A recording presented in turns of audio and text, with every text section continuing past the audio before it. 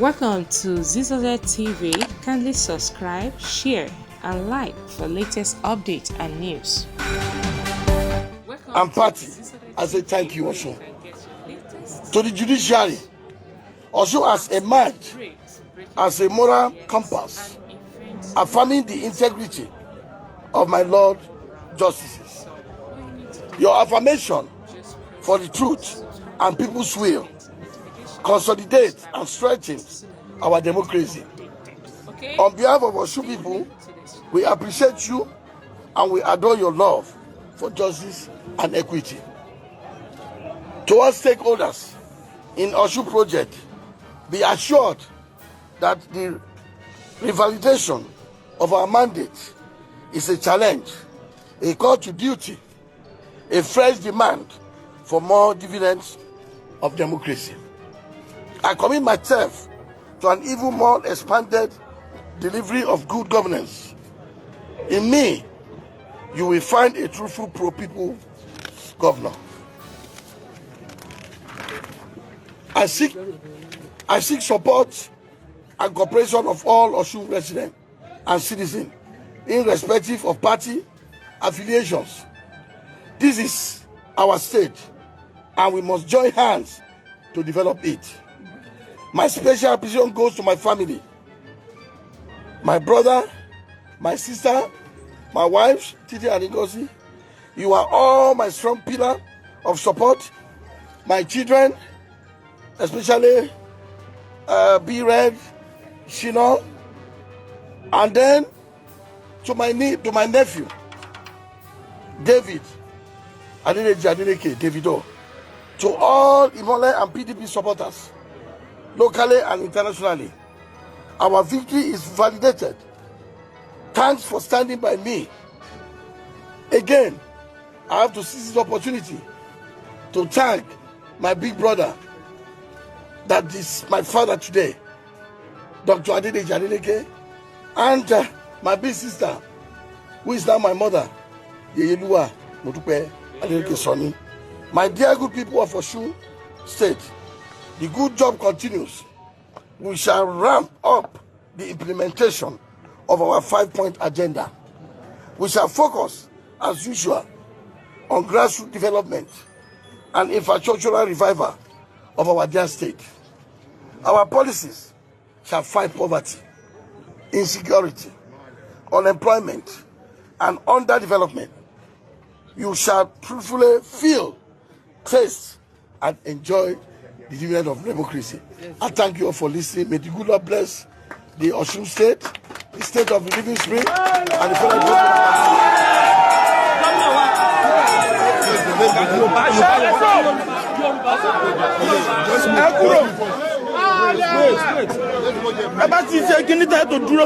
We want Yoruba,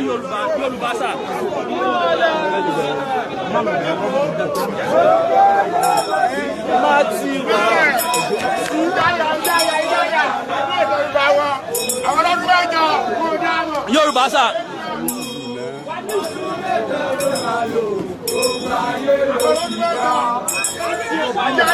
Wait. I want to go for you. In front, not at the back. Bro, hold on, please. I'm coming. Please hold on. Excuse me.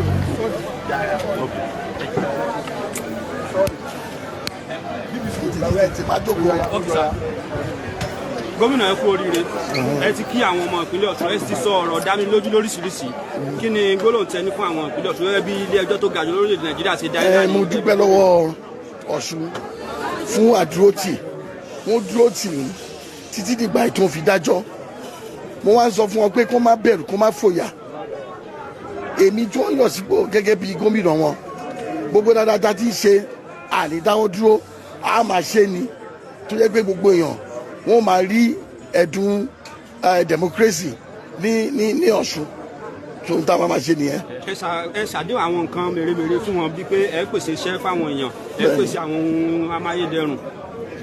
Gbogbo ẹ̀ náà ti lọ gbogbo ẹ̀ ti lọ à ń sanwó òṣìṣẹ́ gbogbo títì ń lọ ibi tí ò somi à ń ṣe ibi tí ò sí náà à ń fún ọ ní transformer so iṣẹ́ dẹ̀ ti ń lọ àti àwọn èèyàn láti òde ọya àti òkè òkun gbogbo wọn ti ń wá síbí nísìnyí wọn ní pé ìjọba wa àwọn rí pé ìjọba mẹ̀kúnnù tó ń fẹ́ ràn aráàlú ni àwọn fẹ́ wá ràn wá lọ́wọ́ láti dá ṣe lẹ́lẹ̀ ó pọ̀ jaburata báyìí ní ìsìn tí ọlọ́run dẹ̀ ti jẹ́rìí wá báyìí tọ́lọ́run ti sọ pé yes ọlọ́run kì í bẹ̀rẹ̀ kan kó má parí ẹ̀ bàtà ọlọ́run dẹ̀ ti wá parí ẹ̀ ní ìsìn tó ń sọ pé ìbò tí Ọ̀ṣun dì fún mi pé authentic wọn ni pé ìbò gidi ní ìsìn iṣẹ́ ti bẹ̀rẹ̀ ànídáwọ́ dúró wọn lọ mọ̀ pé láìpẹ́ láì jìnnà inú gbogbo àwọn máa dùn ní a máa ṣiṣẹ́ dẹ́ndẹ́. gómìnà wa sá ẹ jẹ́ kí a sọ nípa ètò ìdájọ́ tí o ní kí ni ẹ rí sọ sí àwọn elétò ìdájọ́ ní orílẹ̀-èdè Nàìjíríà.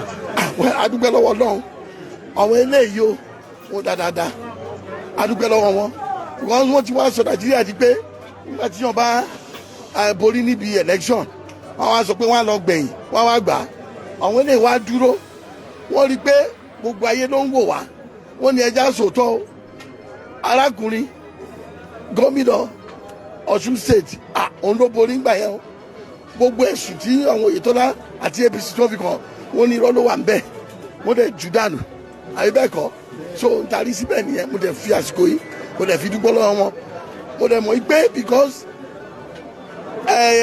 àwọn judiciary tó bó ṣe máa ń sọ àwọn adájọ́ àwọn ní mẹ̀kúnnù máa lọ sábà tó máa fẹ́ yàn wá jẹ ibẹ̀ lálọ́ àwọn ni ó sọ pé báyìí so adẹ̀dúpẹ́ lọ́wọ́ Ọlọ́run pé wọ́n ṣe dára ní ọ̀tẹ̀ yìí adúpẹ́ lọ́wọ́ wọn Ọlọ́run á wà pẹ̀lú wọn.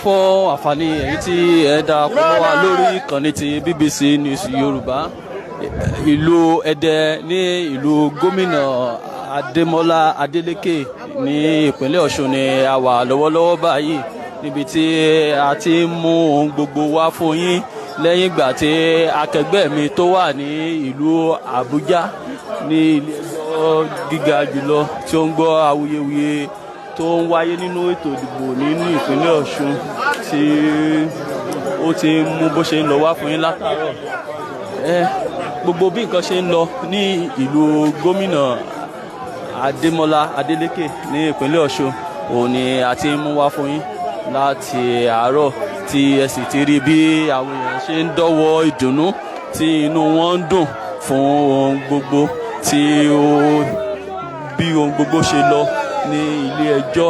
Gómìnà ti bá àwọn ará ìlú sọ̀rọ̀ wọ́n ti bá àwọn oníròyìn sọ̀rọ̀ tí wọ́n sì ti sọ bí inú wọn ṣe dùn tó ti bá àwọn ará ìlú ní gbólóhùn tó bá àwọn oníròyìn sọ̀rọ̀ tí wọ́n sì sọ bí inú wọn ṣe dùn tó.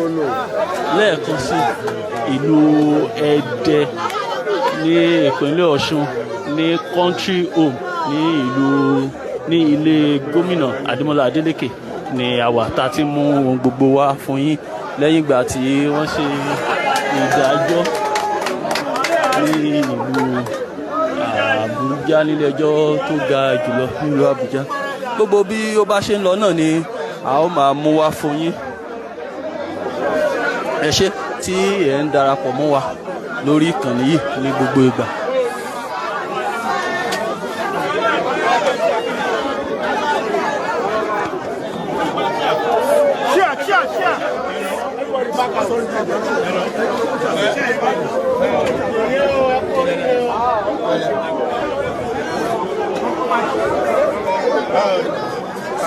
Akurire.